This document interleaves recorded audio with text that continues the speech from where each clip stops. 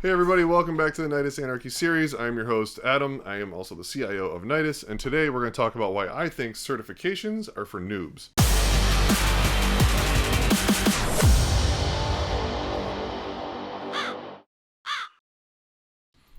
So what do I mean by this? Well, generally speaking, people that are overtly heavy on the certifications, especially on their resumes and things like that, generally are lacking on the real world experience. I mean, personally, I think I might have a couple certifications. I couldn't even tell you which ones I have. It was probably because we were working on some deal with the vendor and we kind of go through their stuff just to get it. But I've never gone down the certification path, and I've never really found the need to, because as most of you know, if you've been working in this industry, passing an online test, and taking the online course or learning how to use the product, it's a great introduction to the product. It's a great, to get familiarity with it.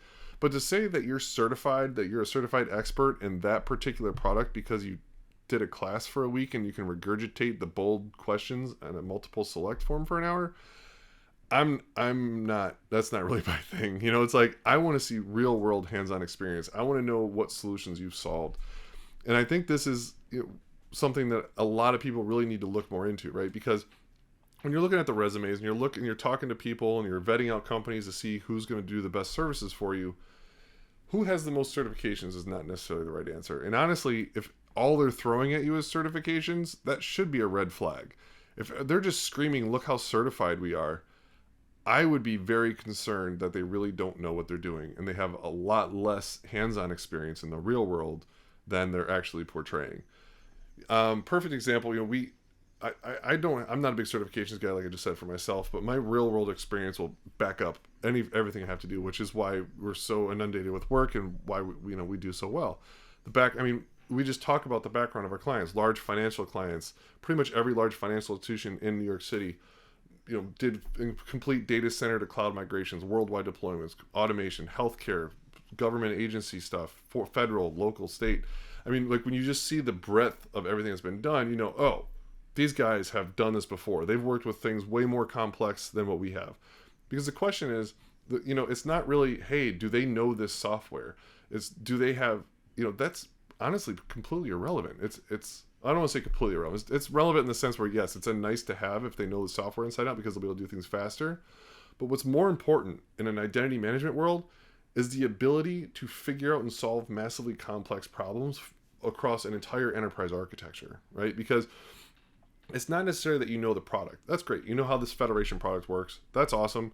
I would say that's probably 20% of the problem being solved is knowing the actual software. It just helps you get around things faster, the certain bugs that they may have, how to integrate things a little bit better. But realistically, all of that, you can figure that out. If you're smart and you have a good head on your shoulders, you can figure out how to manage that software and make it work. The complicated stuff is how to make it work with everything else. How do you tie that SSO tool into all 300 applications? How do you tie that identity management tool into 4 different authoritative sources? And how are you going to build an API middleware layer that all your other applications can use so you can swap out your identity tools without having massive lift and shift, going down in the future? These types of things are never explained in any type of a product certification or knowing what the product does. It's not going to be listed out in the documentation. These are things that you only get real world hands-on experience from. It's like when we did this product for a large financial institution out in New York City, they had their entire access to products and their LDAPs in data centers, and they wanted us to migrate to the cloud, which was AWS, and also upgrade everything. So we're moving from ODSEE to OUD, and then OAM from, I don't forget which version, but up to latest and greatest of OAM into the cloud. And we did the entire migration and deployment in about 6 months. And a lot of it has to do with automation. It didn't really have to do with, oh, well, how does this product work? It was more like, hey, how are we going to integrate AWS with all their other products, with their policies on how we're going to provision into the cloud? How are we going to, use Terraform and all these other products to push things up? So when you're doing an identity access, any type of a software deployment at scale, like on the enterprise level, the hardest part is integrating with all the other software and teams, right? It's like the technical part, that's one thing. Then you have the whole other part, which is the actual person-to-person stuff, right? Like how many times you have to go work with a department where they're hardcore against whatever it is that you're trying to do. And you have to do this whole political, ninja moves to get them on board to want to get, to do this product with you. It's like we had a project with New York City Cyber Command. I was working there for a couple years, and we had to go and implement a PAM solution and vaulting software across all of the agencies throughout the city, and a lot of them didn't want to do it. So that was a whole thing in itself. So like, even if you know the software inside and out, it didn't matter because they didn't want you to come in site and put it on in the first place. Or there was this, you can only do it on this days, or you can only have it when this guy was on site, and all kinds of fun stuff. So knowing the actual software, while yeah, it could be considered important, it's definitely not the main thing. You can figure out the software, right? I mean, you guys that have been doing this for a while, if you are a smart person, you can figure out how the software works. It's always changing. There's always new versions. There's always new features. There's always new integration points. So it's like you never really know it all anyway. But understanding how that stuff will integrate with the entire ecosystem of your infrastructure, that is gold. I mean, honestly, if someone offered a certification in how to do full-blown implementations and how to integrate this across cloud data centers, disaster recovery, failover, high availability, all this fun stuff from a purely IAM architectural standpoint, that would probably be a certification that you might want to look into. And it would have to tie into real-world points, meaning, okay, I understand you get the theory of how to do all this stuff, but when have you actually implemented this theory?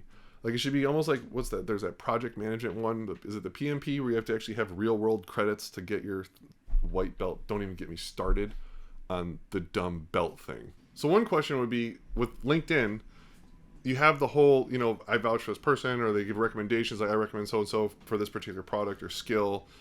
We have that. That's great, but the companies, they can't say they implemented this product and they did these security things for us, because they don't want people to know that stuff, right? That's why we can't say like the software clients are using. We can't give full architectures.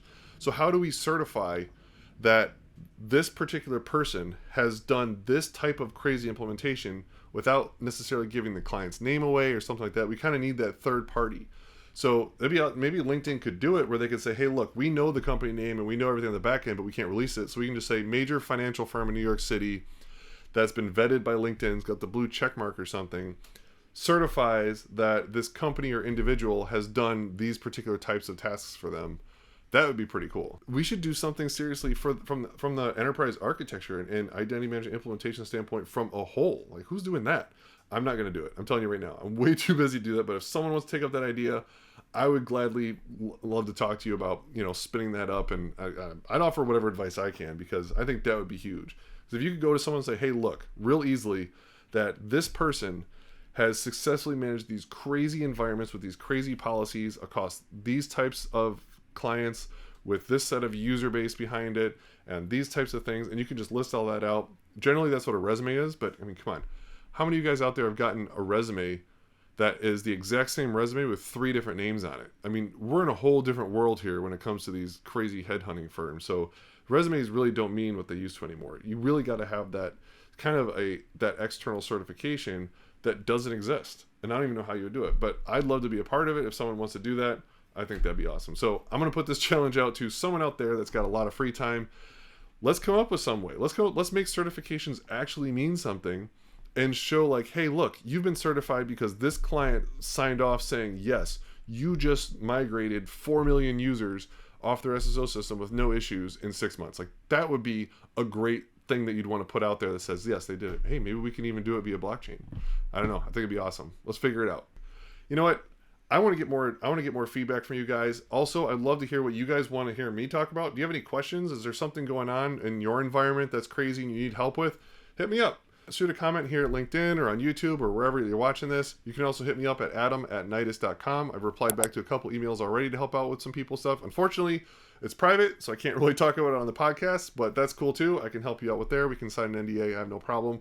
We're here to help you guys out. You can follow us on all the instant media socials, Twitters things, which is at Nyedis IAM. And then, yeah, all that fun stuff.